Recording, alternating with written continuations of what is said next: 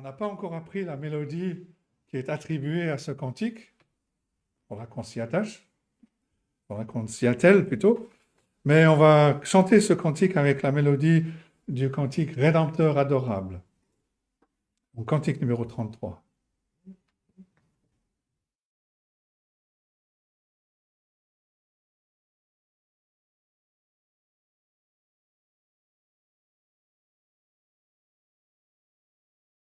Profonds ennuis, à toi seul je m'adresse, et les jours et les nuits.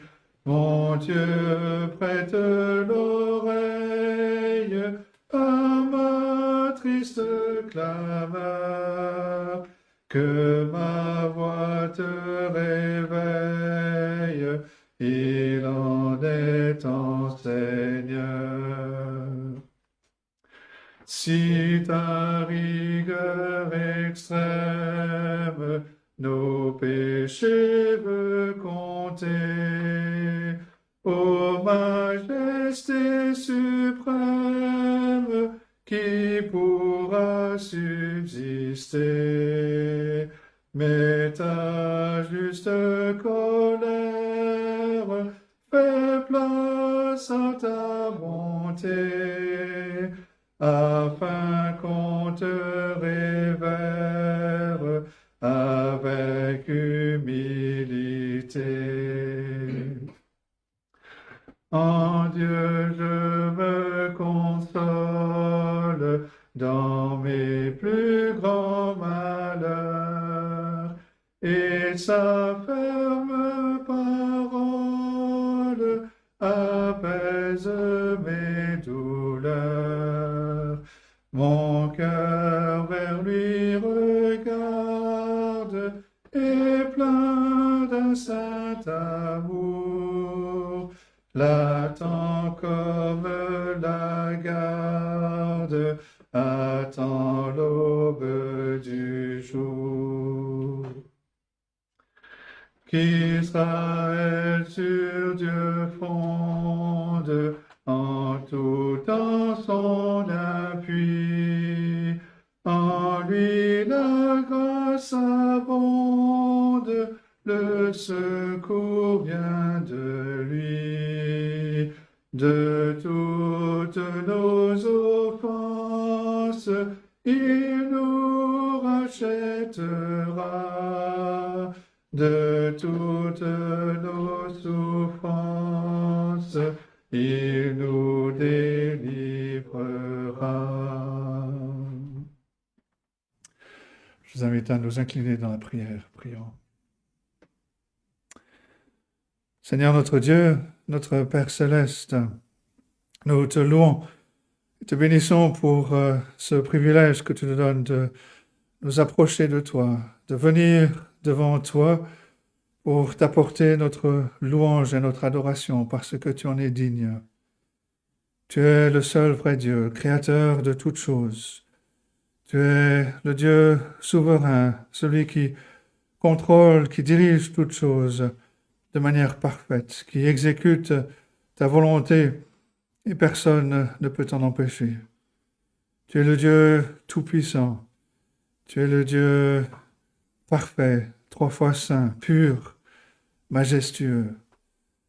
Mais comme nous venons de le chanter, tu es aussi le Dieu auprès duquel se trouve le pardon. Parce que tu as aimé un peuple et tu nous as donné comme substitut notre Seigneur Jésus-Christ, ton propre Fils, celui par qui et pour qui toutes choses ont été créées. Tu nous l'as donné comme Rédempteur. Il a accepté de venir dans ce monde, de voiler sa gloire pour un temps, de prendre sur lui notre humanité, afin d'accomplir tout ce que tu exigeais, tout ce que ta loi exigeait. Mais il n'a pas seulement vécu une vie parfaite, il s'est offert sur la croix comme rançon. Il a donné sa vie, il a versé son sang, afin que nous soyons pardonnés, afin que nous soyons réconciliés avec toi, afin que ta colère soit détournée de nous, et qu'elle soit déversée sur lui. Nous te louons, notre Dieu, pour cette grâce, pour cet amour dont tu nous as aimés. Nous te louons de ce qu'un jour tu nous as cherchés, tu as ouvert, tu nous as donné la vie, tu as ouvert nos cœurs, tu nous as fait comprendre là, notre situation loin de toi, nous qui sommes d'une race pécheresse. Tu nous as sortis de nos péchés, de notre condamnation, de notre culpabilité, et tu nous as donné la vie, tu nous as donné le pardon. Tu nous as fait entrer dans cette famille, ta famille, et tu nous as adoptés en tant que fils, et tu nous as fait entrer dans cette intimité avec toi, une intimité telle que nous pouvons t'appeler Père. Nous sommes émerveillés, notre Dieu, pour cette liberté, cet accès libre que nous avons dans ta présence. Et nous te bénissons pour cet amour avec lequel tu nous as aimés.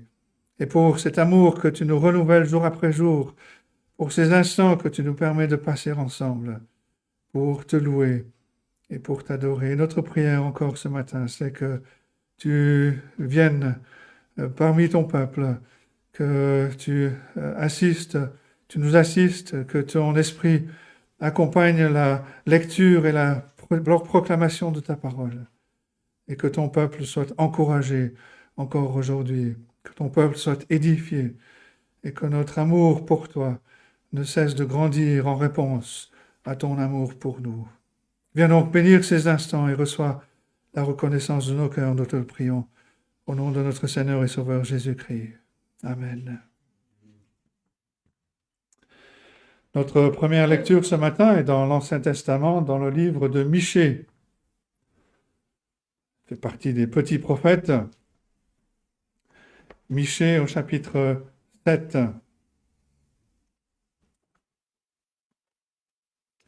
Nous allons lire à partir du verset 7. Michée est un prophète qui a exercé son ministère en même temps que les prophètes Ésaïe et Osée. Légèrement commencé un petit peu plus tard. Il fait partie de ces petits prophètes, comme je l'ai dit, qui, comme ceux qui sont classés avant lui, Osée, Joël, Amos, Abdias, à l'exception de Jonas, ont annoncé, enfin Jonas a aussi annoncé le jugement de Dieu, mais à l'exception de Jonas, les autres prophètes n'ont pas été écoutés. Ils sont arrivés, ils ont annoncé le message de la justice, du jugement de Dieu, et les auditeurs n'ont pas écouté ce message. Avec Michée, c'est différent. Michée est arrivé, il a annoncé le jugement de Dieu. Au début, il parle de la destruction de Samarie, la capitale du royaume du Nord. Il parle ensuite de la destruction de Jérusalem, la capitale de Juda. Il n'a pas remplacé le message de jugement, il n'a pas dilué le message, comme on pourrait, certains le font aujourd'hui. Non, il l'a annoncé de façon très claire, de façon sans compromis. Et Dieu a fait grâce. Les gens ont écouté le message de Michée, ils se sont repentis, et le désastre qui était annoncé n'est arrivé qu'un siècle plus tard. Mais dans ce chapitre 7, le verset le plus important, c'est le verset 18.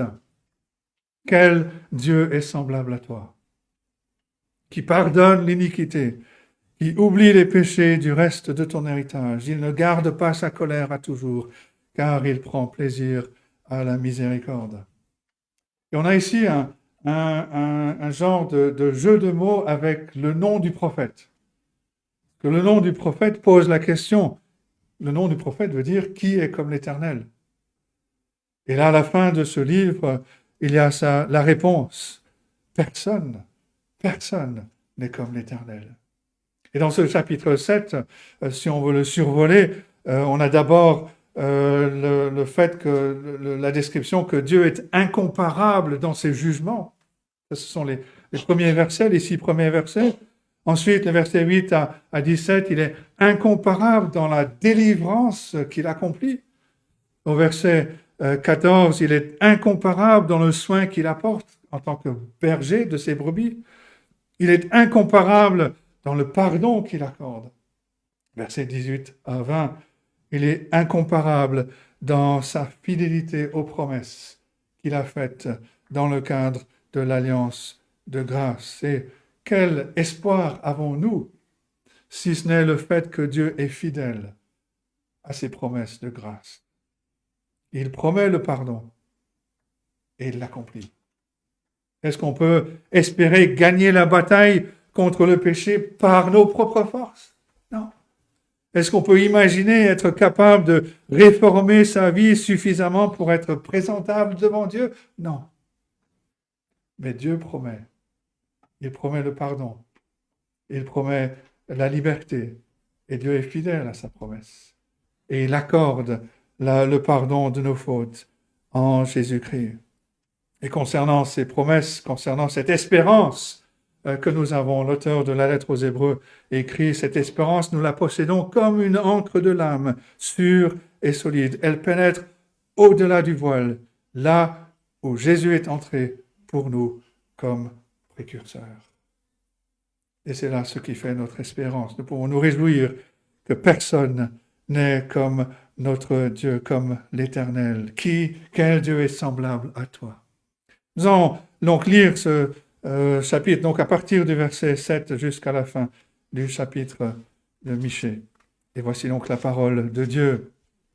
Pour moi, je regarderai vers l'Éternel. Je mettrai mon espérance dans le Dieu de mon salut. Mon Dieu m'exaucera. Ne te réjouis pas à mon sujet, mon ennemi, car si je suis tombé, je me relèverai. Si je suis assise dans les ténèbres, l'Éternel sera ma lumière.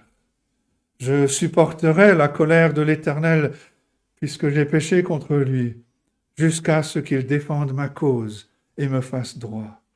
Il me conduira à la lumière, et je contemplerai sa justice. Mon ennemi le verra et sera couverte de honte. Elle qui me disait, « Où est l'Éternel, ton Dieu ?» Mes yeux se réjouiront à sa vue. Alors elle sera foulée aux pieds comme la boue des rues. Le jour où l'on rebâtira tes murs, ce jour-là, tes limites seront reculées. En ce jour, on viendra vers toi de l'Assyrie et des villes d'Égypte, de l'Égypte jusqu'au fleuve, d'une mer à l'autre et d'une montagne à l'autre. Le pays sera dévasté à cause de ses habitants, à cause du fruit de leurs œuvres. Paie ton peuple avec ta houlette, le troupeau de ton héritage, qui habite solitaire dans la forêt au milieu du Carmel, qu'il paisse sur le Basan et en Galade, comme au jour d'autrefois. Comme au jour où tu sortis du pays d'Égypte, je te ferai voir des prodiges.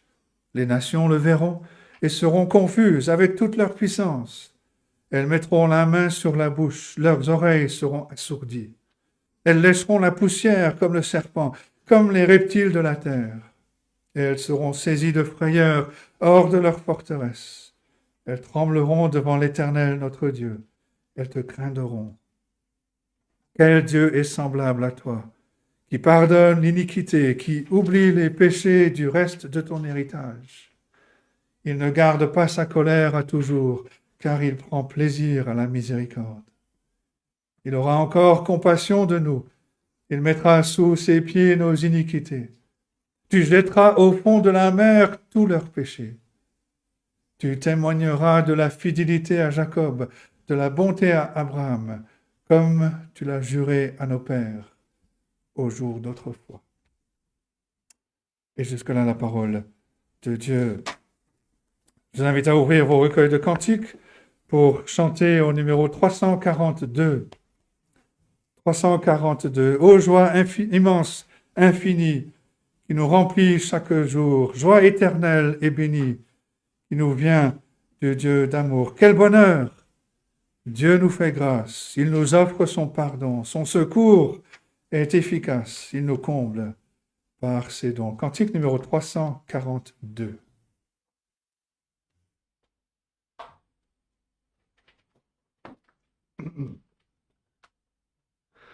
Ô joie immense, infinie, qui nous remplit chaque jour, joie éternelle et bénie, qui nous vient du Dieu d'amour. Quel bonheur, Dieu nous fait grâce, il nous offre son pardon. Son secours est efficace, il nous comble par ses dons. Chantons l'amour insondable, l'amour parfait de Jésus. Disons sa grâce ineffable envers nous pécheurs perdus. Louons sa miséricorde, tous unis et d'un seul cœur. Oui, que notre amour déborde à la gloire du Sauveur. Toutes ses œuvres le chantent, le ciel, la terre et la mer, les étoiles rayonnantes, scintillant dans l'univers, les forêts et les campagnes, et le vent et les oiseaux, les torrents et nos montagnes, ainsi que les clairs ruisseaux. À ce concert de louanges, il nous faut participer. Nous devons avec les anges nous courber pour adorer, proclamer de Dieu la gloire, la puissance et la splendeur, le bonheur et la victoire en Jésus notre Sauveur. Notre deuxième lecture est dans la deuxième lettre de Paul aux Corinthiens. On va reprendre le passage que Wayne a lu la semaine dernière, de Corinthiens chapitre 2, à partir du verset 14, et on va lire jusqu'à la fin du chapitre 3. 2 Corinthiens, chapitre 2, et nous lisons donc à partir du verset 14. Et voici la parole de Dieu. Grâce soit rendue à Dieu, qui nous fait triompher, qui nous fait toujours triompher en Christ, et qui répand par nous en tout lieu l'odeur de sa connaissance. Nous sommes en effet pour Dieu le parfum de Christ parmi ceux qui sont sauvés et parmi ceux qui périssent. Aux uns une odeur de mort donnant la mort, aux autres une odeur de vie donnant la vie. Et qui est suffisant pour ces choses? Car nous ne falsifions point la parole de Dieu, comme font plusieurs, mais c'est avec sincérité, mais c'est de la part de Dieu que nous parlons en Christ devant Dieu. Commençons-nous de nouveau à nous recommander nous-mêmes? Ou avons-nous besoin, comme quelques-uns, de lettres de recommandation auprès de vous ou de votre part? C'est vous qui êtes notre lettre, écrite dans nos cœurs, connue et lue de tous les hommes. Vous êtes manifestement une lettre de Christ, écrite par notre ministère, non avec de l'encre, mais avec l'Esprit de Dieu vivant, non sur des tables de pierre, mais sur des tables de chair, sur les cœurs. Cette assurance-là, nous l'avons par Christ auprès de Dieu. Ce n'est pas à dire que nous soyons par nous-mêmes capables de concevoir quelque chose comme venant de nous-mêmes. Notre capacité, au contraire, vient de Dieu. Il nous a aussi rendus capables d'être ministres d'une nouvelle alliance, non de la lettre, mais de l'esprit. car la lettre tue, mais l'Esprit vivifie. Or, bien que cette gloire ait été passagère, combien le ministère de l'Esprit ne sera-t-il pas plus glorieux? Si le ministère de la condamnation était glorieux, le ministère de la justice est beaucoup supérieur en gloire. Et sous ce rapport, ce qui a été glorieux ne l'a point été à cause de cette gloire qui lui est supérieure. En effet, si ce qui était passager a été glorieux, ce qui est permanent est bien plus glorieux.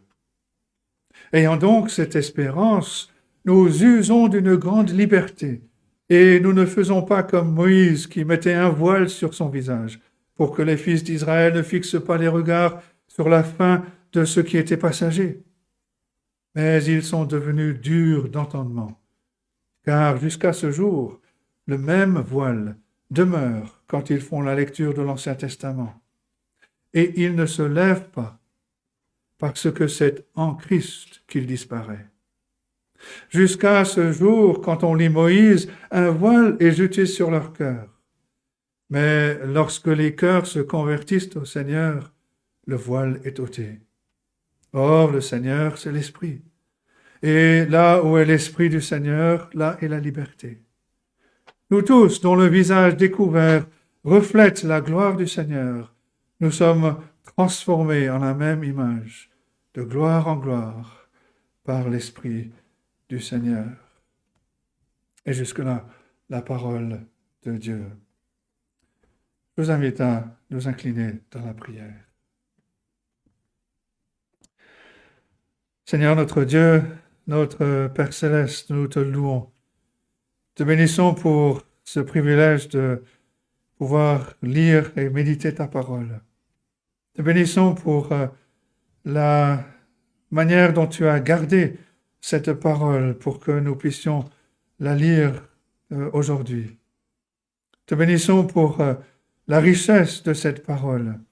Sans cesse, nous sommes émerveillés de découvrir des choses de ta part dans ta parole. Nous louons pour toute la sagesse, toute la perfection de cette parole et pour tous les outils, tous tes serviteurs que tu nous donnes pour nous aider à la comprendre. Mais nous confessons, notre Dieu, que nous sommes bien faibles, que nos esprits ont tendance à vagabonder dans tous les sens, et nous t'implorons. Alors que nous allons, dans quelques instants, ouvrir ta parole pour la méditer, t'implorons que tu nous viennes en aide, que tu nous aides à être à l'écoute de ta parole, que tu nous aides à être à l'écoute de ta voix, que nous ne nous contentions pas d'écouter un homme qui nous parle de ta part, mais que nous soyons réceptifs à ce que toi tu veux nous dire au travers de ta parole. Et notre prière, notre Dieu, n'est pas seulement pour nous ici ce matin, mais pour ton peuple, partout où il se rassemble, partout où ta parole sera ouverte, elle sera lue, elle sera proclamée. Te prions, notre Dieu, que ton esprit vienne, qu'il accompagne la proclamation de cette parole, qu'il touche des cœurs, qu'il touche les cœurs de tes enfants, qu'ils soient édifiés, qu'ils soient corrigés si besoin, qu'ils soient encouragés, mais qu'ils touchent aussi des cœurs qui ne te connaissent pas encore, afin qu'ils viennent te rencontrer, qu'ils viennent te découvrir comme leur Seigneur, leur Sauveur. Te prions pour ton peuple dans des situations isolées, parfois même simplement un couple, une famille, parfois plusieurs familles qui se retrouvent. Te prions pour ceux qui doivent se cacher, ceux qui connaissent la difficulté, la souffrance, la persécution, ceux qui sont dans des pays qui connaissent la guerre. Te prions, notre Dieu, que tu soutiennes tes enfants, qu'ils puissent être un témoin de ta grâce au milieu de ces situations aussi tellement difficiles. Te prions de leur accorder ta grâce d'une manière encore plus grande pour qu'ils rayonnent de cette joie d'être appelés tes enfants. Et te prions pour ceux qui se retrouvent dans des assemblées en plus grand nombre, avec aussi leurs propres difficultés, leurs dangers. Te prions, notre Dieu, que là aussi ta parole vienne, qu'elle touche, qu'elle transforme, qu'elle façonne la vie de ton peuple. Et que tous ensemble, nous puissions nous réjouir de ta bonté, de ta grâce envers nous, que le chant de ton peuple s'élève vers toi dans la reconnaissance et les louanges, en réponse à ton amour pour nous en Jésus-Christ. Nous te bénissons, notre Dieu, et te le louons. Te remercions et te demandons que tu viennes nous accompagner, nous bénir pendant ce temps et accompagner la proclamation de ta parole. Sois avec ton serviteur, donne-lui la clarté dans ses propos, la clarté dans ses pensées, dans ses paroles. Et donne-nous un esprit qui soit attentif, un cœur qui soit réceptif. Nous te le prions. Dans le nom précieux de notre Seigneur et Sauveur Jésus-Christ. Amen. Et avant de laisser la place à Jean-Claude pour le message, nous allons chanter le cantique numéro 254. Cantique numéro 254. Mon Sauveur, je voudrais être comme un écho de ta voix pour proclamer, ô doux Maître, le mystère de ta croix, pour parler de délivrance à ceux qu'assaille la mort, pour consoler la souffrance et montrer à tous le port. Cantique numéro 254.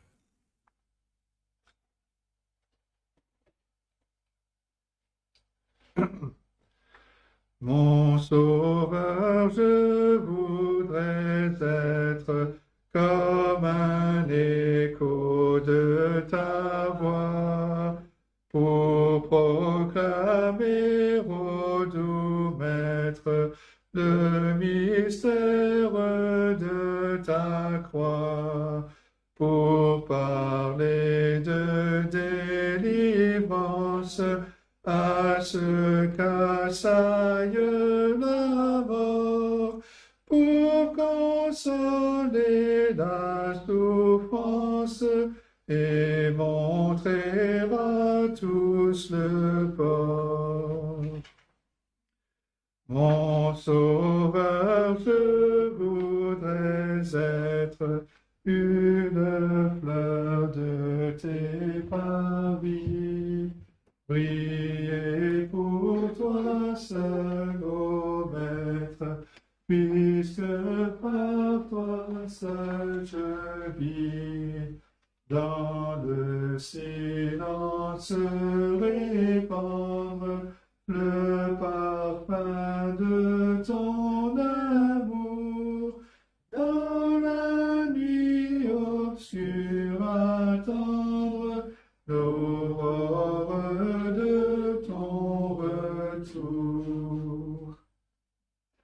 Mon Sauveur, je voudrais être sur le sentier ténébreux, un faible reflet, ô Maître, de ton éclat radieux, luire sur la sombre route du cœur perdu loin de toi, dissiper la nuit du doute par la clarté de la foi.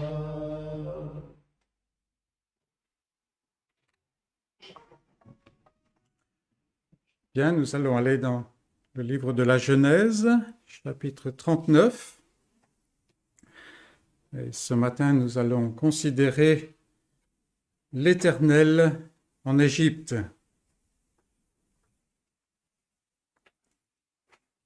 Genèse 39, et je vais donner lecture. On fit descendre Joseph en Égypte, et Potiphar, officier de Pharaon, chef des gardes égyptiens, l'acheta des Ismaélites qu'il y avait fait descendre. L'Éternel fut avec lui, et la prospérité l'accompagna. Il habitait dans la maison de son maître l'Égyptien. son maître vit que l'Éternel était avec lui et que l'Éternel faisait prospérer entre ses mains tout ce qu'il entreprenait. Joseph trouva grâce aux yeux de son maître, qu'il employa à son service, l'établit sur sa maison et lui confia tout ce qu'il possédait. Dès que Potiphar l'eut établi sur sa maison et sur tout ce qu'il possédait, l'Éternel bénit la maison de l'Égyptien à cause de Joseph. Et la bénédiction de l'Éternel fut sur tout ce qui lui appartenait, soit à la maison, soit au champ. Il abandonna aux mains de Joseph tout ce qui lui appartenait, et il n'avait avec lui d'autre soin que celui de prendre sa nourriture. Or Joseph était beau de taille et beau de figure. Verset 7.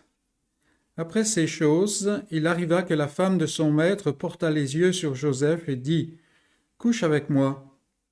Il refusa et dit à la femme de son maître « Voici, mon maître ne prend avec moi connaissance de rien dans la maison, et il a remis entre mes mains tout ce qui lui appartient. Il n'est pas plus grand que moi dans cette maison, et il ne m'a point interdit, excepté toi, parce que tu es sa femme. Comment ferais-je un aussi grand mal, et pécherais-je contre Dieu ?» Quoiqu'elle parlât tous les jours à Joseph, il refusa de coucher auprès d'elle, d'être avec elle.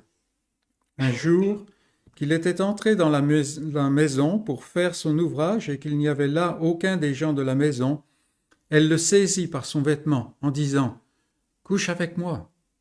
Il lui laissa son vêtement dans la main et il s'enfuit au dehors. Lorsqu'elle vit qu'il lui avait laissé son vêtement dans la main et qu'il s'était enfui dehors, elle appela les gens de sa maison et leur dit « Voyez, il nous a amené un Hébreu pour se jouer de nous. Cet homme est venu vers moi pour coucher avec moi, mais j'ai crié à haute voix. Quand il a entendu que j'élevais la voix et que je criais, il a laissé son vêtement à côté de moi et s'est enfui dehors. » Et elle posa le vêtement de Joseph à côté d'elle, jusqu'à ce que son maître rentre à la maison. Alors elle lui parla ainsi. « L'esclave hébreu que tu nous as amené est venu vers moi pour se jouer de moi.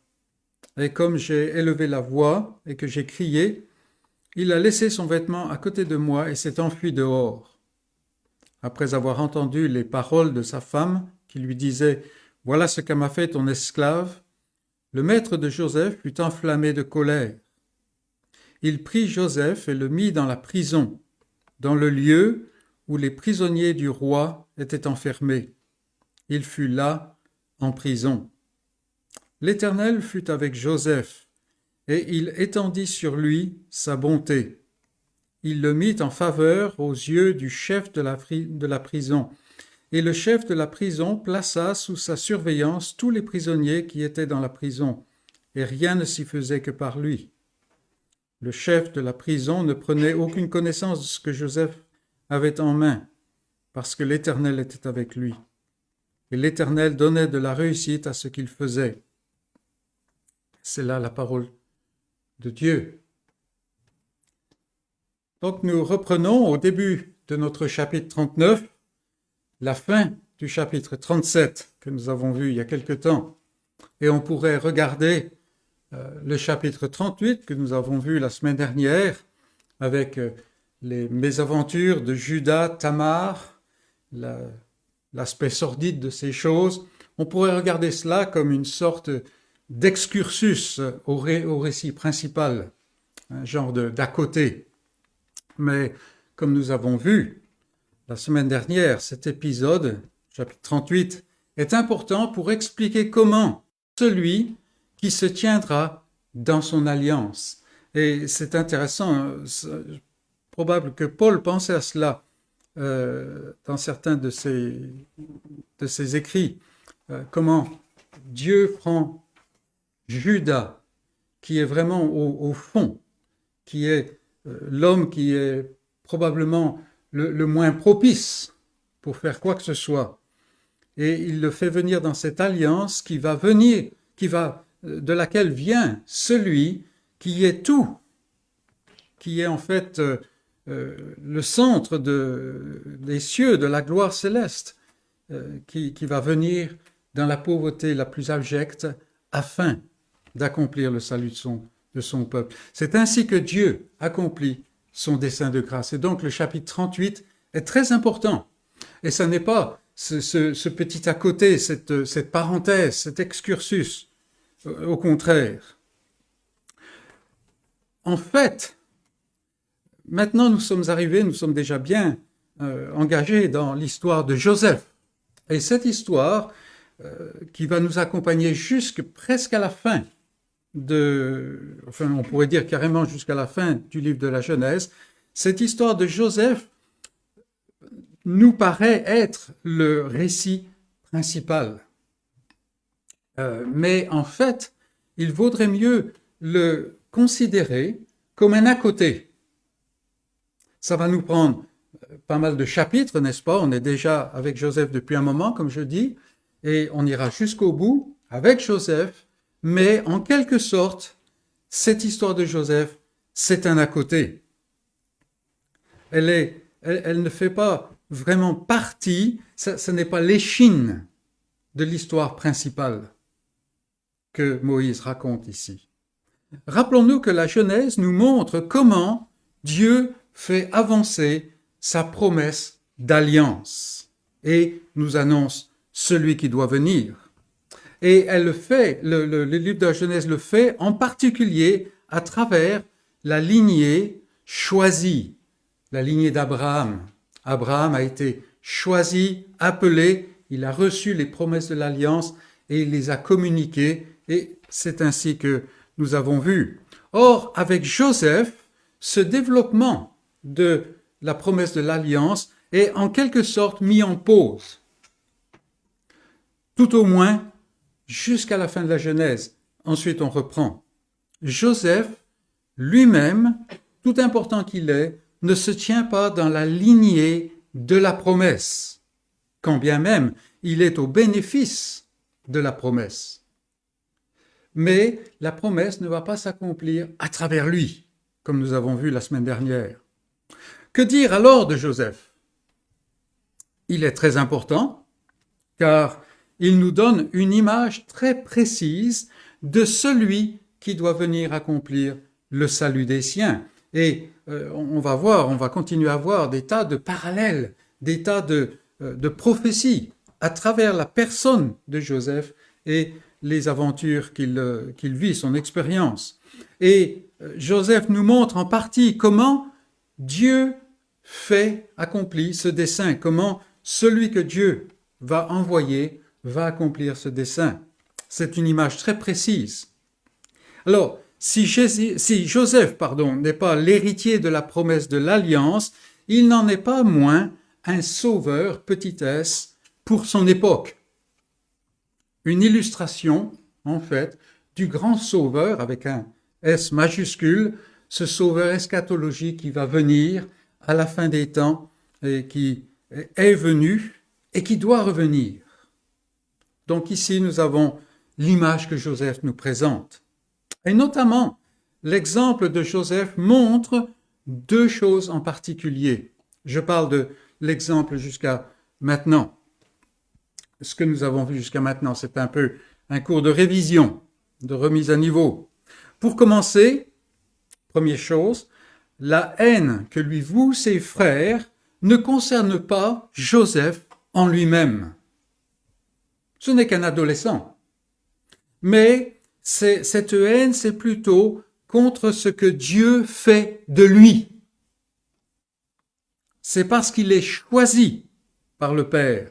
C'est parce que la révélation de Dieu quant à la mission qui lui est confiée vient par lui que ses frères le haïssent. Alors bien sûr, en cela, il est le précurseur du Seigneur Jésus. Dieu l'a choisi pour accomplir le salut et recevoir l'honneur suprême.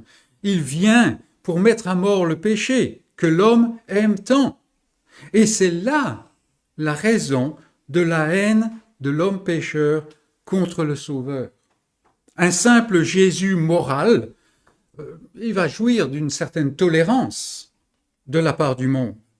Et de même, l'Église, comme nous voyons aujourd'hui, hélas, l'Église est acceptée du monde si le Sauveur qu'elle présente n'est qu'un exemple, un modèle, et rien de plus. Une aide qui permet de vivre une vie acceptable. Une Église comme cela ne va jamais connaître la persécution, pour la simple raison que ce n'est pas une Église, quoi qu'elle s'appelle. Donc la première chose, la haine du monde se dirige contre le dessein de Dieu. Cela peut nous aider quand nous passons par des moments de persécution et des moments de difficulté. La seconde chose que nous pouvons voir, retirée des aventures de Joseph, tout au moins jusqu'au point où nous sommes là, c'est que les actions des hommes n'entravent jamais l'accomplissement du dessein de Dieu. En fait, sans ces actions-là, le dessein de Dieu ne se produirait pas. Ce n'est pas à dire que Dieu n'est pas capable de le faire, non. Mais en fait, les actions des hommes contribuent à l'avancement de ce dessein. Les hommes portent leurs responsabilités, bien entendu, mais Dieu accomplit son dessein inexorablement et il utilise ces actions qui sont en fait des actions méchantes, mauvaises, des actions qui cherchent à faire disparaître, à mettre à mort ce dessein. Et bien sûr, cela se voit éminemment dans le Seigneur Jésus, une fois encore. Il ne suffisait pas pour les pharisiens que les pharisiens s'opposent à lui. Il fallait le faire disparaître. Pourquoi? Tout simplement parce que c'était le dessein arrêté de Dieu. Parce que sans effusion de sang, mes amis, il n'y a pas de pardon. Et tout aussi surprenant, cela s'applique à ma vie individuelle aussi.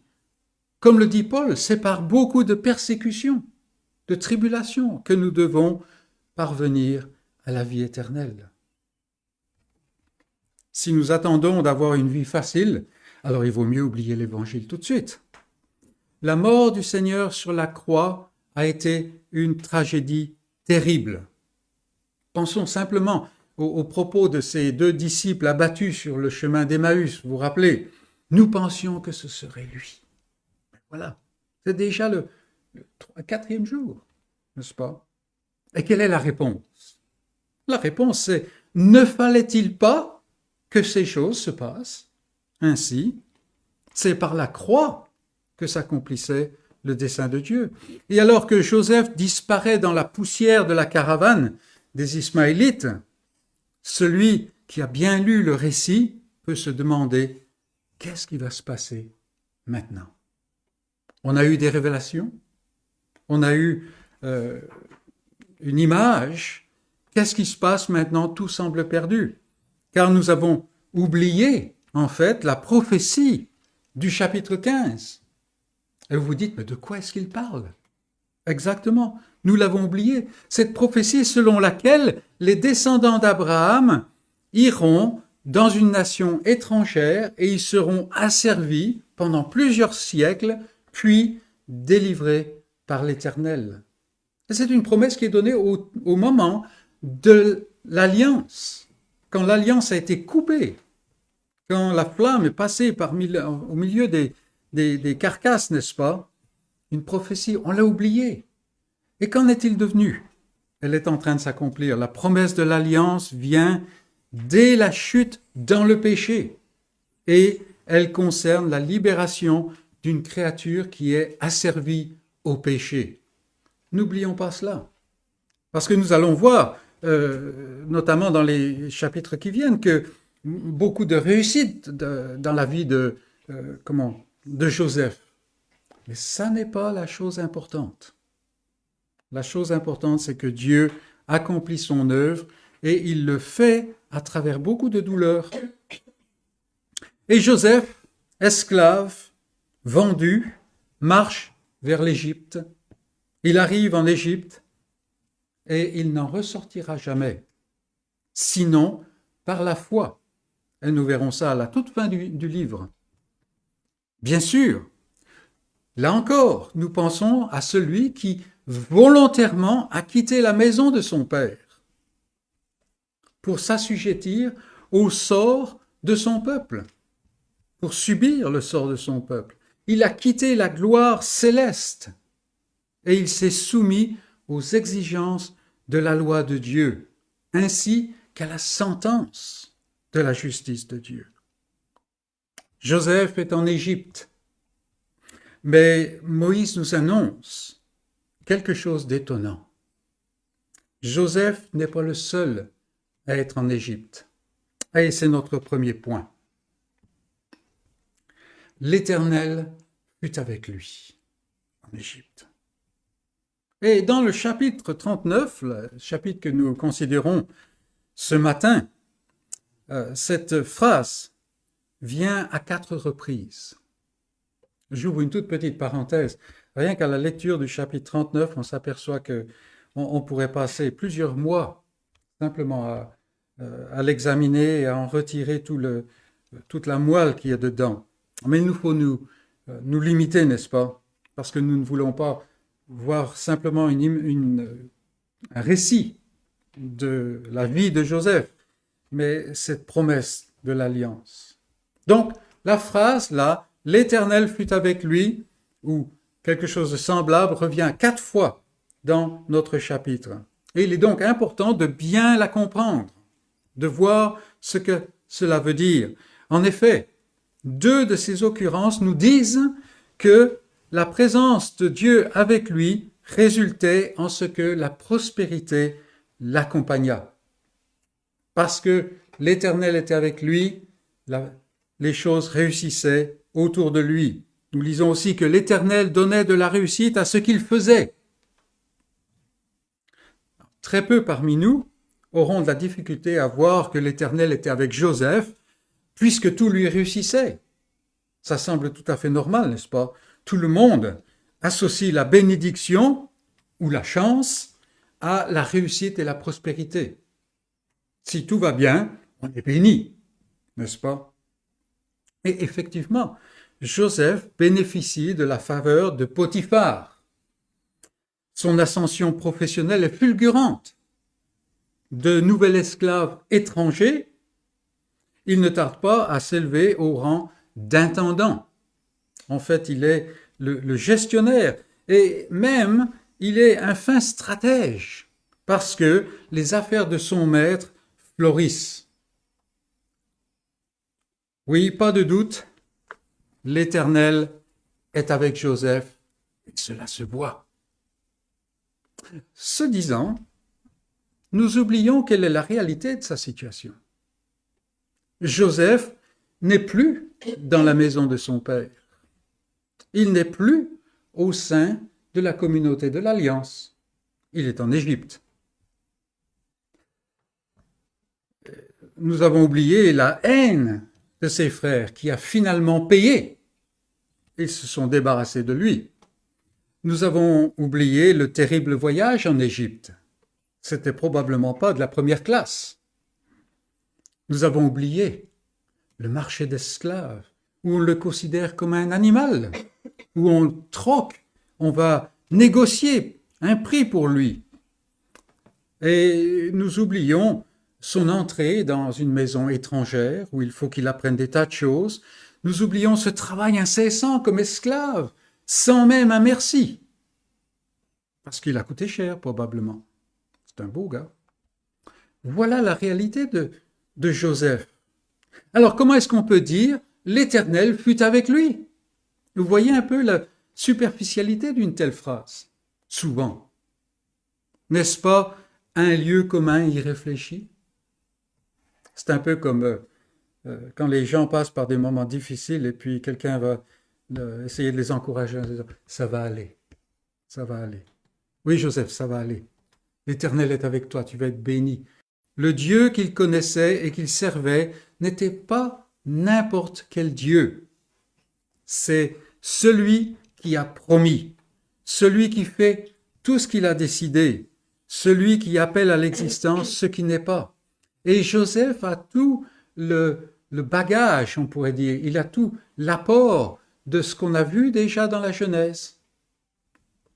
Et il s'en sert parce qu'il est intime avec Dieu. C'est cet Éternel-là qui est avec Joseph. Celui-ci ne savait rien du futur. C'est un peu notre problème. On sait ce qui va arriver, mais lui ne le sait pas. Il ne sait rien du futur, mais il est intime avec le Dieu du futur, avec celui qui annonce la fin dès le début, celui qui est souverain. Alors pourquoi est-ce que je parle d'intimité en rapport avec la relation de Joseph avec Dieu? Parce que cela est évident.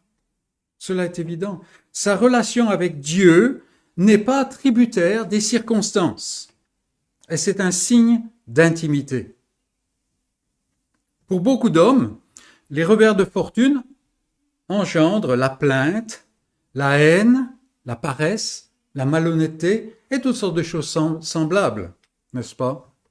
Pour celui avec qui l'Éternel est, c'est différent. Il ne vit pas sous le regard des hommes simplement. Il ne vit pas dans les paramètres des hommes. Non, mais il vit devant le Dieu qu'il aime, que lui aime, et le Dieu qu'il aime lui. Et nous voyons Joseph se comporter visiblement du mieux qu'il peut. Imaginez, tout est parti en sucette dans sa vie. Il est presque un non-homme maintenant. Et il y a de quoi être découragé, abattu, amer, faire le service minimum chez Potiphar, lui faire des vacheries par derrière dès qu'il peut, et ainsi de suite. On connaît des situations comme ça, n'est-ce pas? Mais non. Joseph est un homme qui fait ce qu'il y a de mieux, parce qu'il est intime avec Dieu. Oui, Dieu est avec lui, mais sa réussite n'est pas un coup de baguette magique. En fait, la réussite de Joseph, c'est un produit dérivé. Mais ce n'est pas un coup de baguette magique. Il faut que Joseph s'applique à servir Dieu. Et c'est ainsi que la réussite vient. La personne qu'il était agissait avec honnêteté et honneur. C'est-à-dire que tout, dans son attitude et dans ses actions, fait que la réussite doit suivre, si Dieu bénit. Joseph réussissait dans la maison de Potiphar parce qu'il est le même homme qui, naguère à Shechem, n'est pas retourné tout de suite à Hébron, mais l'homme qui est allé jusqu'à Dothan. Vous vous rappelez? On aurait pu dire, j'ai des nouvelles de nos frères, ils vont bien, je vais éviter la haine, je vais repartir à Hébron, auprès de mon père, j'ai le rapport qu'il a demandé, n'est-ce pas? Ça, c'est la lettre. Et Joseph n'a pas fait cela, rappelez-vous, il est allé jusqu'à Dothan, jusqu'à ce qu'il les trouve, et ça lui a coûté. C'est cet homme-là qui maintenant fait son mieux chez Potiphar. C'est celui-là. C'est la personne qui produit les actions, et Dieu est avec cette personne dans la prospérité de l'esclavage et puis dans l'horreur de la prison. Mais il est là. L'Éternel est avec Joseph. Et bien sûr, là encore, cela nous fait penser à ce qui est du Seigneur Jésus-Christ, le Sauveur. Rappelez-vous ce qui est dit de lui. L'œuvre de l'Éternel prospérera entre ses mains. Et nous sommes familiers avec ces paroles. Elles résonnent bien, elles ont un bon goût, n'est-ce pas? On se dit oui, là c'est vraiment l'assurance pour le croyant. Oui, Christ règne en vainqueur, ça donne courage. Alléluia, on peut chanter et nous écrier. Mais est-ce que nous avons conscience de l'endroit où se trouvent ces paroles? Oui, dans le chapitre 53 de la prophétie d'Ésaïe. Un passage si clair sur les douleurs, les souffrances du Messie, où il est dit littéralement qu'il était devenu un non-homme. Oui, il est couronné, mais c'est d'épines qu'il est couronné. D'épines cruelles, nous dit le cantique. Mes amis, quel genre de personne est-ce que nous sommes quand l'épreuve surgit? Et ce n'est pas des paroles oisives, n'est-ce pas? Si l'épreuve ne nous a pas encore atteint beaucoup, soyons assurés qu'elle va venir. Mais déjà, chaque épreuve est dure. Est-ce que notre monde s'écroule dans une telle situation? Joseph, l'intendant esclave en Égypte, est l'homme qui servait l'Éternel alors qu'il était dans le cocon de la maison de son père. Et maintenant, il peut servir l'Éternel en Égypte parce qu'il est cet homme-là. Un homme qui est familier avec Dieu. Et l'Éternel était avec cet homme auprès de Jacob, dans la caravane, chez Potiphar, et puis à la fin de notre passage dans la prison. Et plus tard, l'Éternel sera avec cet homme dans d'autres situations. L'Éternel fut avec lui. Que cela nous encourage. Mais notre passage a plusieurs sections, vous l'avez remarqué, n'est-ce pas? Et notre deuxième point, je l'intitule ainsi: un aussi grand mal contre Dieu. Et c'est tout cet épisode avec Madame Potiphar.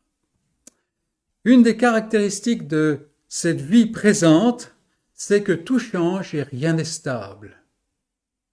C'est un lieu commun de le dire, n'est-ce pas?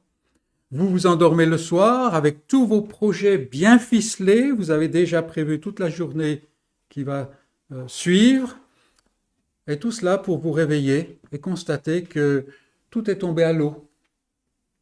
Et combien de fois on en arrive à la fin de la journée, on n'a même pas commencé à faire ce qu'on avait prévu de faire, ne serait-ce que le matin. Ici, dans la maison de Potiphar, tout baigne dans l'huile. C'est la prospérité, n'est-ce pas? Travail dur, les capacités sont mises au profit maximum, on a la prospérité, il y a la présence de l'Éternel, tout va bien. Et on a beaucoup de bien pour de nombreuses années, n'est-ce pas? Mais voilà, ici-bas, tout change. Et en outre, il y a quelque chose qui est à l'œuvre dans ce bas monde. Gardons cela à l'esprit continuellement. Quand tout va bien, il y a quand même des choses dans le monde qui ne sont pas bien. D'une part, il y a le péché qui a abîmé et détruit la relation de l'homme avec son Dieu, le Dieu qui est source de la vie. Et c'est pour ça que l'homme est assujetti à la mort. Cela a placé cet homme, cette créature, sous l'asservissement de sa chair, une chair qui est rebelle à Dieu et à tout ce que cette chair fait. Combien de fois nous le voyons dans notre vie et même autour de nous? En outre, ce monde est sous la coupe active de l'ennemi de Dieu.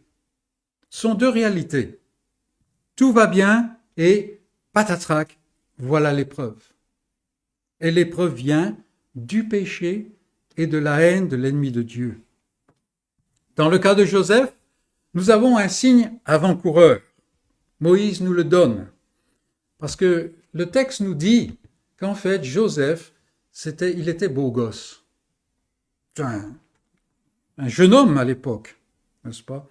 Un beau gosse. Et voilà que Madame Potiphar, prisonnière de sa nature dépravée et adonnée à ses impulsions, pose les regards sur le beau gosse. Personnellement, j'ai le soupçon que ça ne se passait pas énormément bien entre monsieur et madame Potiphar. Probablement, il était trop occupé pour s'occuper d'elle. Enfin bon, ça c'est personnel. Je ne veux pas trop m'attarder sur le cas de cette triste pécheresse. Elle sait mieux maintenant, n'est-ce pas? Nous lui sommes très familiers, en fait. Elle appartient à notre race. Les médias sont remplis de ce genre d'exemples. Et notre propre nature témoigne du fait que nous appartenons à la même race qu'elle. Il suffise de dire que la chair du péché n'est jamais satisfaite, quand bien même elle possède tout. Voilà une femme qui était en vue, qui avait tout ce qu'elle pouvait désirer, on pourrait dire. Mais non, ça ne suffit pas. Il lui faut toujours trouver quelque chose de plus à posséder. Ayant perdu Dieu, le monde ne lui suffit pas. Voilà l'image de l'homme par nature. Il lui faut toujours plus, même si cela est illégitime ou entraîne des actions illégitimes. Mais concentrons-nous sur la réaction de Joseph, parce que c'est vraiment le point du récit ici. Disons d'emblée que Joseph est un homme jeune, et comme Moïse nous le dit, un homme beau. La tentation et ses multiples facettes sont réelles. Parce qu'on connaît la suite, n'est-ce pas? Puis on connaît après les chapitres 40, 41 et ainsi de suite. On peut lire cette tentation, cette épreuve, comme s'il n'y avait pas de griffes. Alors Joseph a très, très certainement ressenti les griffes, n'est-ce pas? C'est une tentation qui est très réelle. Il est jeune, il est beau. Bien qu'intendant de tous les biens de Potiphar, il n'en est pas moins esclave. Non seulement la tentation est réelle, mais elle doit certainement mordre dans la chair de Joseph.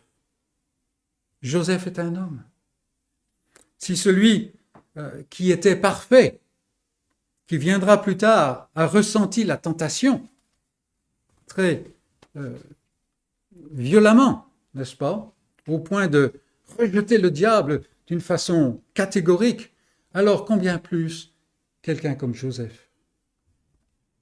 Ces tentations, bien réelles, se situent à divers niveaux. Elles touchent à des tas de niveaux. Il y a bien sûr le côté charnel, le plus évident, le plus bas, on pourra dire. Mais n'est-ce pas aussi la voie pour retrouver l'estime de soi? Oui, je suis un pauvre esclave, mais quand même, voilà une femme influente qui est sous mon charme. Ça, c'est un aspect de la tentation. Et puis, si je la satisfais, ne pourra-t-elle pas actionner quelques leviers pour m'affranchir? Après tout, c'est l'épouse d'un fonctionnaire élevé. Ça peut me servir. Vous voyez comment il y a plusieurs niveaux là. Et il est bien probable que ces choses ont traversé l'esprit de Joseph. Il est homme. La tentation a duré, nous dit le texte, tous les jours. C'est-à-dire que ce n'était pas un coup comme ça. C'est quelque chose qui venait régulièrement et comme l'eau, ça peut entamer, n'est-ce pas? Et faites confiance à Satan pour lui garder son tranchant. Ça touchait Joseph au point qu'il l'évitait. Il évitait cette femme. En outre, comme nous avons dit, Joseph est un homme. Alors voilà la question. Pourquoi Joseph ne succombe-t-il pas à cette tentation? Parce que, bien qu'étant un homme, Joseph n'est pas seulement un homme. Il est un homme de Dieu. Et je n'utilise pas cette phrase comme certains l'utilisent en disant simplement quelqu'un qui est un responsable ecclésiastique. Souvent, c'est plutôt des hommes de Satan. Pas toujours. Dieu merci. Mais quand même.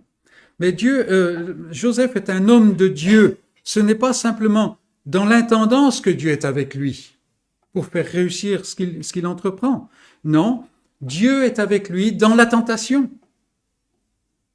Et c'est pour cela qu'il résiste. Son intimité avec Dieu lui fait prendre conscience de deux choses dans cette tentation. Et ces deux choses qu'on oublie pour notre propre malheur. Deux choses. Premièrement, la nature de la tentation. Il voit que c'est un grand mal. Et puis deuxièmement, la réalité de la présence de Dieu. C'est un grand mal contre Dieu. S'il succombe à la tentation, alors il fait un grand mal et il le fait contre Dieu. Et rappelons-nous les paroles de David. Contre toi et contre toi seul j'ai péché. Cette tentation, si attrayante à tous les niveaux, est une invitation à tout détruire. Elle pousse à l'égocentrisme, c'est-à-dire c'est ce que je veux. Elle pousse à ce qui éloigne de Dieu. Elle trahit la confiance et ce qui est contre la nature de Dieu. Et elle est illégitime. C'est un écart qui fait fi de la volonté de Dieu. Voilà ce qu'est la nature de cette tentation. Alors attention, la tentation n'est pas le péché, mais elle pousse au péché. Et quand on parle d'égocentrisme, quand on parle de jalousie, quand on parle de mensonge, de manipulation, alors Joseph en connaissait un rayon. Cela vous surprend parce que lui, en tant qu'expérience, non. Mais toute la vie de sa famille en était affligée. Même depuis Abraham. Rappelez-vous, l'égocentrisme de Sarah. Il lui faut un enfant. Et voilà Agar qui entre en jeu. Et regardez ce qui est devenu. Les Ismaélites l'ont emmené en Égypte. Et on sait d'où ils viennent, n'est-ce pas? Et ainsi de suite. Et donc son intimité avec Dieu est le bouclier qui le protège. Et tenté dans les mêmes registres. Et lui aussi, il a vaincu. Pour nous, sachons que la tentation n'est pas une fatalité. Mais Dieu donne un moyen d'en sortir victorieux. Et c'est l'intimité avec Dieu qui permet de se saisir de ce moyen. Un ainsi grand mal contre Dieu. Voilà les leçons qu'on peut retirer. Les leçons qui sont valables. En troisième point, la promotion vers le bas. Et nous allons aborder ça brièvement. Résister à Madame Potiphar coûte cher. Il y a un coût. Succomber à la tentation a un coût funeste, mais résister aussi. La tentatrice doucereuse se transforme en harpie, remplie de rage. Et voici notre Joseph en prison. Et on continue la descente, n'est-ce pas? Et ce n'est que la protection de Dieu qui fait qu'il est encore en vie. Parce que moi, je peux imaginer Monsieur Potiphar qui rentre, c'est un peu pour ça que je pense qu'il y avait un peu d'eau dans le gaz, qui entre et qui voit que qui pense que Joseph a essayé de violer sa femme et tout ça, de le tromper lui, parce que monsieur est aussi égocentrique, n'est-ce pas? Il va le mettre à mort. Il a le droit, c'est son esclave. Et c'est que la protection de Dieu qui l'empêche. Mais il le met en prison. Et c'est à ce point précis qu'on lit quelque chose de très étrange. L'Éternel fut avec Joseph, dans la prison. Mais est-ce que Moïse se moque de nous? Oui, l'Éternel fut avec Joseph, même dans la prison. Et pareil, les choses réussissent. Pour quiconque aurait observé du dehors, cette phrase est complètement insensée. Parce que, franchement, tout l'a abandonné. Ses amis, ses collègues esclaves ne veulent plus avoir affaire avec lui, et ainsi de suite, n'est-ce pas? Non seulement il est haï de ses frères, non seulement il est éloigné de la maison de son père, non seulement il est vendu comme un animal, accusé injustement, haï, mais le voici maintenant au fond du cachot. Et l'Éternel est avec lui. Et il faut se réjouir de ce que l'Éternel est avec lui. Mais franchement, ça n'a pas de sens. Et cela ne vient pas seulement du fait qu'il trouve la faveur du gardien et que tout réussit dans la prison à partir du moment où Joseph arrive. Cela est effectivement une bénédiction. Mais quand Moïse dit que l'Éternel fut avec Joseph, il parle d'autre chose. La vraie bénédiction active de Dieu, c'est que Joseph n'est plus la vedette dans la maison de Potiphar. Vedette pour Madame Potiphar, mais vedette aussi pour Monsieur Potiphar. Tout réussit dans ses mains. Mais il est maintenant en prison. Et ça, c'est la véritable bénédiction de Dieu. En effet, Joseph n'est pas dans n'importe quelle prison. Il est bien dit au verset 20, il est dans le lieu où les prisonniers du roi étaient enfermés. Et ainsi Moïse nous montre que Joseph est un pas plus près du roi et un peu plus près de son destin qui avait été révélé très vaguement il y a si longtemps. S'il était resté dans la maison de Potiphar, jamais, jamais, jamais ses frères ne se seraient prosternés devant lui. Jamais. Il fallait qu'il soit à la place du roi. Et le voilà maintenant dans la prison du roi. Est-ce que nous voyons nos épreuves sous cet angle? Alors ça demande beaucoup de sobriété. On ne peut pas dire « Ah mais voilà, je me suis tapé sur les doigts, béni soit le Seigneur ». Non, non, ça fait mal. Ça fait mal. On dit des mots des fois qui ne sont pas dans la Bible. Hein? Non, mais en réfléchissant, je suis là. Je ne peux pas comprendre pourquoi. Mais il y en a un que je comprends. Enfin, vous comprenez ce que je veux dire. Il y en a un que je connais. Est-ce que je le connais? C'est là la vraie question, n'est-ce pas?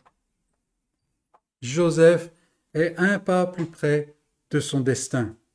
Et quand on voit ce corps écartelé sur le gibet, quand on voit cette âme rejetée par Dieu lui-même, quand on entend ce cri terrible de déréliction, « Mon Dieu, pourquoi m'as-tu abandonné ?» Et quand on voit cette dépouille qui est raidissante, descendue de la potence et déposée dans le froid tombeau, la pierre roulée dessus, on peut se dire, c'est la prison, il n'y a plus de sortie, il n'y a plus de sortie. Et mes amis, quand on voit cela, réjouissons-nous. C'est ça le paradoxe du chrétien, du véritable croyant. Le monde ne peut pas comprendre tout cela. Il se réjouit, pourquoi? Parce qu'il sait que ce n'est pas un désastre. Parce que selon l'Écriture, d'après ce qui est annoncé, le 3e jour, le tombeau est vide. Et c'est ainsi quand nous voyons cela, quand nous voyons cette descente du Sauveur, nous savons que notre délivrance est en route. Même cette délivrance dont nous attendons la consommation un jour. Et ça, mes amis, c'est un grand sujet de joie. À l'époque de Joseph, personne ne se réjouissait de ce que Joseph était en prison. Personne. Son père pensait qu'il était mort. Ses frères ne savaient plus rien. Simplement, ils étaient tellement occupés avec leur culpabilité qu'ils n'avaient aucune pensée pour lui. Mais ça les rongeait quand même. Madame Potiphar, elle est certainement passée à quelqu'un d'autre. Monsieur Potiphar, tellement occupé avec ses affaires. Joseph, en prison, oublié de tous. Mais Dieu est avec lui. Et que Dieu soit avec chacun des siens, aujourd'hui, là où il est, et qu'il glorifie son nom. Amen.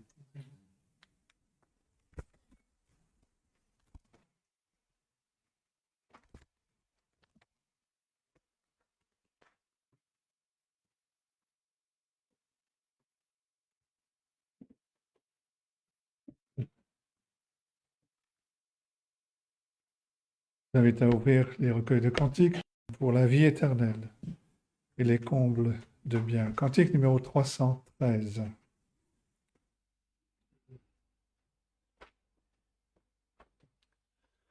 Jamais Dieu ne délaisse qui se confie en lui.